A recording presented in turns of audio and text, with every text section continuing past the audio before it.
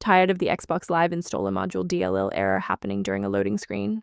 I'm Sophie Chen, a Windows support engineer. Let's optimize your gaming environment and kill that pop-up for good. While preparing the manual steps for Xbox Live Installer Module, check the description for a tool that assists with background library management. This is the Xbox Live Installer Module, the helper library for the Games for Windows Live GFWL installer.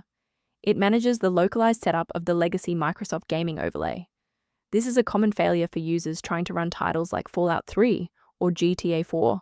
Without this file, the GFWL redistributable will fail to install, preventing the game from saving. Now let's dive into the solution, starting with a standard reinstallation. If the host software cannot locate Xbox Live Installer Module DLL, it indicates a corruption in the Games for Windows Live, Setup Shim, subfolder, and reinstalling that specific program from the developer website will restore all necessary runtime files. If you're still finding yourself stuck after the reinstall, our next priority is to check for any active blocks in the system path.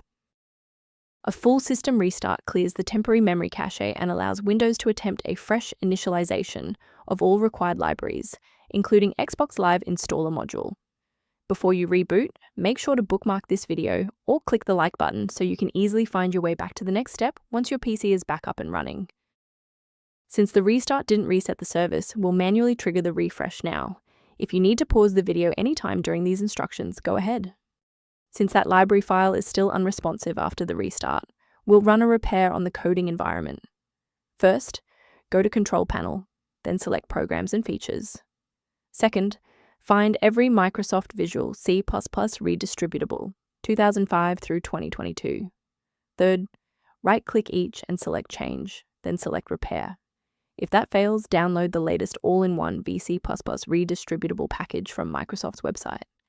Please note that for DLL files with numbers, the number tells you which version to repair. For example, 120 equals 2013. I want to share a quick best practice that will help you avoid security complications in the future.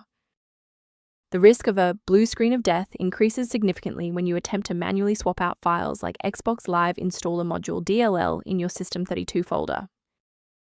Protect your workstation's long-term stability by utilizing a professional-grade diagnostic for routine environment checks.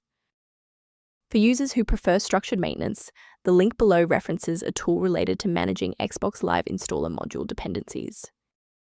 If this engineering-focused approach to fixing Xbox Live Installer Module was helpful, please like the video and subscribe to stay updated on Windows security protocols.